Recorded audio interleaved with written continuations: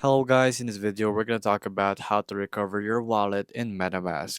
So MetaMask recovery wallets are pretty simple and straightforward.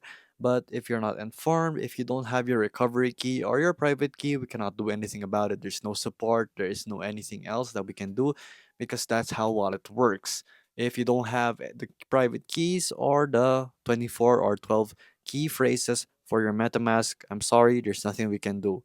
And don't call this video a scam or a clickbait video because that's how wallets work and there's nothing you can do about it. If you haven't saved it, written down on a paper, screenshot, or just even actually remembered it, you can't do anything about it. It's just how it works. That's how crypto works and that's how we stay secure. So here, open up your MetaMask if you do have it right here in account.